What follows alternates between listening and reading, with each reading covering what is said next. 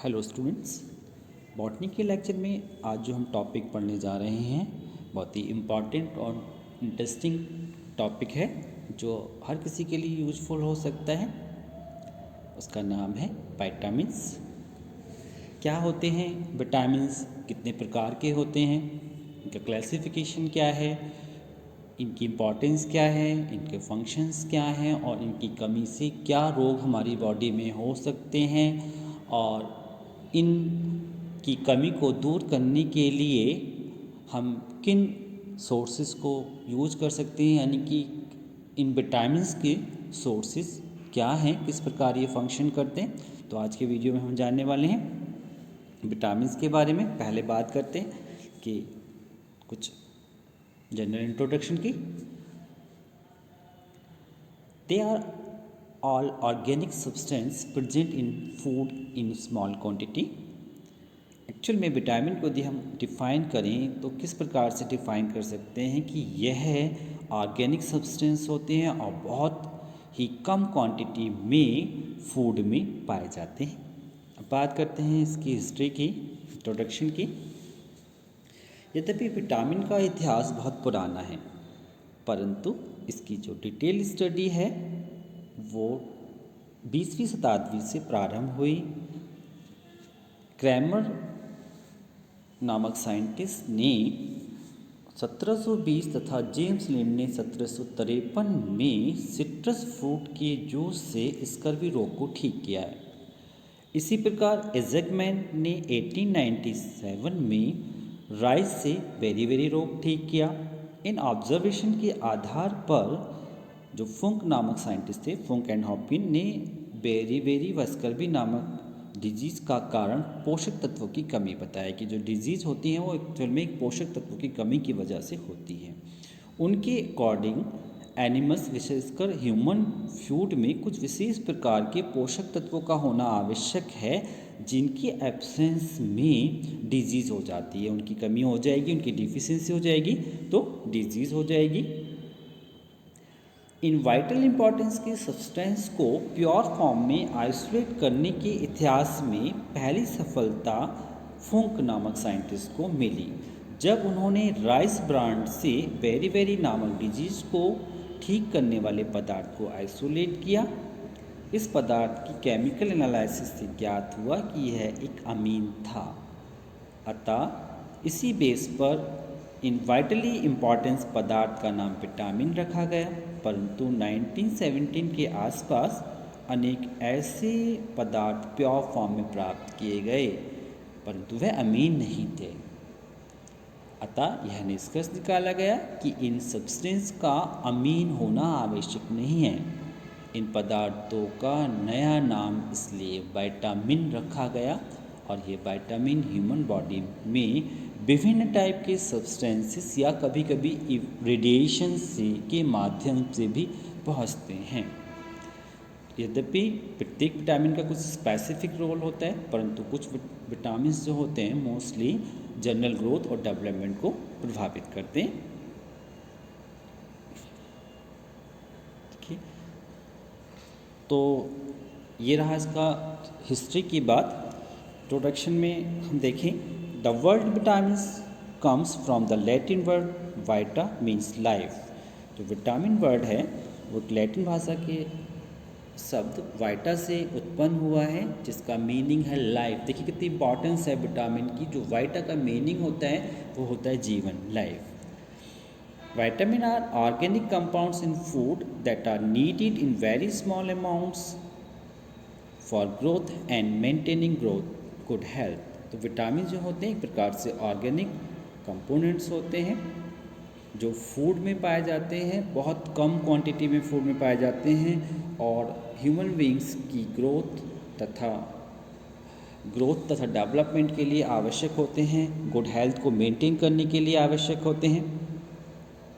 Everybody must eat a certain amount of vitamin to stay healthy. प्रत्येक व्यक्ति को healthy रहने के लिए कुछ विटामिन के कुछ अमाउंट्स को रोज़ लेना होता है। Vitamins are chemical found in very small amount in many different food. Different type के फूड्स में ये बहुत कम मात्रा में प्रेजेंट होते हैं। हम बात करते हैं विटामिन्स की कैरेक्टरिस्टिक्स की। Vitamins are required in small quantity in the diet because they can not be synthesize by the body, क्योंकि ये जो विटामिन्स होते हैं हमें बाहर से लेने होते हैं, जो फूड में होते हैं, इनका निर्माण कभी बॉडी में नहीं होता है। तो जो इसलिए ये हमें हमारी गुड हेल्थ के लिए हमें बाहर से ही लेने होते हैं। Water soluble vitamin can be stored in human tissue. They are excreted with urine. क्योंकि वाटर soluble जो विटामिन जो होते हैं वो ह्यूमन टिश्यू में स्टोर नहीं हो सकते। इसकी जो एक्सिस होती है is excreted with urine, their excess excreted with urine. Significant amount of fat soluble vitamin can be stored in adipose tissue and liver, जबकि जो फैट soluble विटामिन होते हैं वो एडिपोज टिश्यू तथा लीवर में स्टोर हो सकते हैं। Synthetic vitamins are identical to natural vitamins, जो सिंथेटिक विटामिन होते हैं वो भी नेचुरल विटामिन की तरह ही होते हैं। Once growth and development are completed, vitamins remain essential nutrients for healthy maintenance of cells, tissue and organs. बात करेंगे इनके फंक्शंस के बारे में।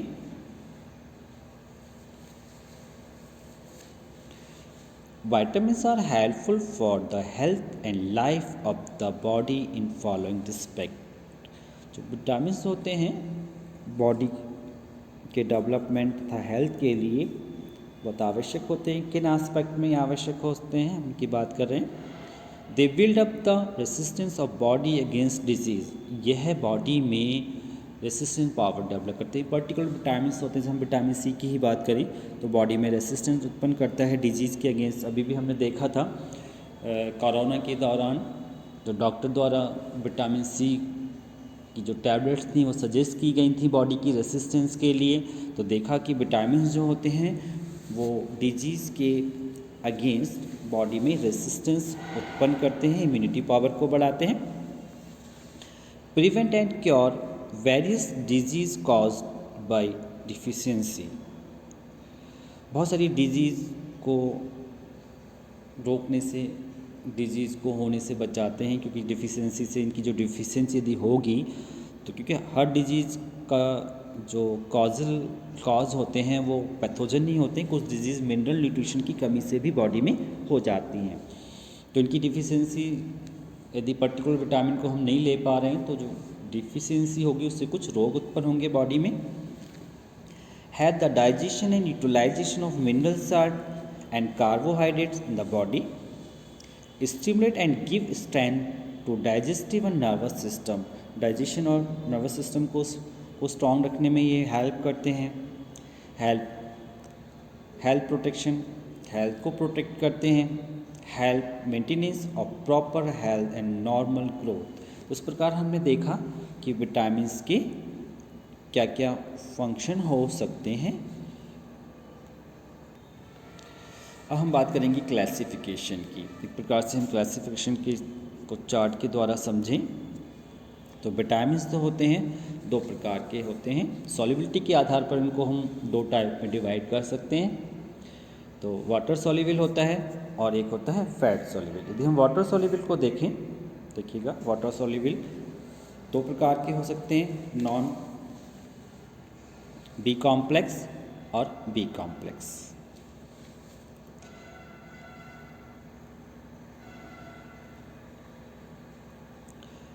तो नॉन बी कॉम्प्लेक्स में एस्कॉर्बिक एसिड यानी कि विटामिन सी आता है।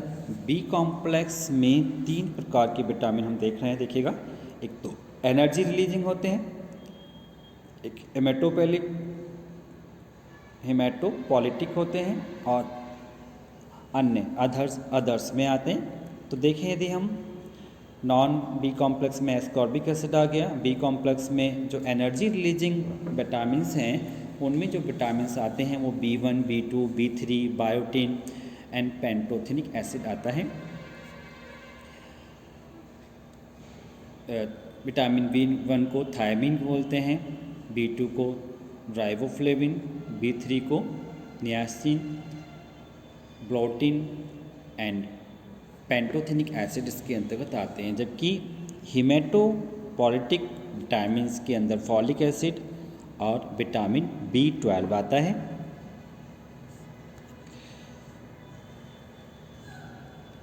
अदर्स में पाइरिडॉक्सिन, जिसको हम विटामिन B6 कहते हैं, पाइरिडॉक्सल एंड पायरोडॉक्सामिन। अदर्स में इन 3 प्रकार के विटामिन ये आते हैं।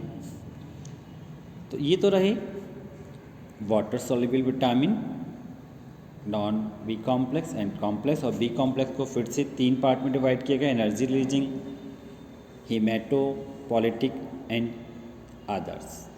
अगले विटामिन जो हैं वो हैं fat soluble vitamin. Fat soluble vitamin के अंतर्गत vitamin A, vitamin D, vitamin E और विटामिन के आता है। विटामिन ए रेटिनॉल या बीटा कैरोटीन्स को बोलते हैं, विटामिन डी को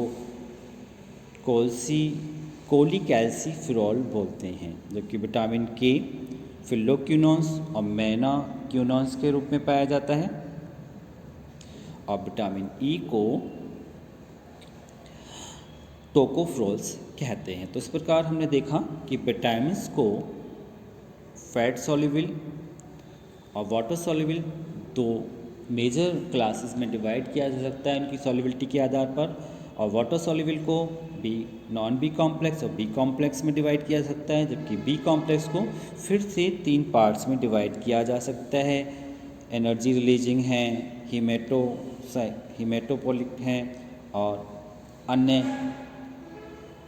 इसके अंतर्गत आते हैं। तो इस प्रकार हमने आज देखा कि विटामिन्स क्या हैं, इनका इतिहास क्या है, इनके फंक्शंस क्या होते हैं, इनकी डेफिनेशन क्या है और इनका क्लासिफिकेशन के बारे में बात की। तो आज का वीडियो यहीं समाप्त होता है। अगले वीडियो में हम इन सभी विटामिन्स के फंक्शंस यानी कि फिजियोलॉजिकल रोल और इनके सोर्स और इनकी डिफिशिएंसी से होने वाले रोगों के बारे में पढ़ेंगे। धन्यवाद।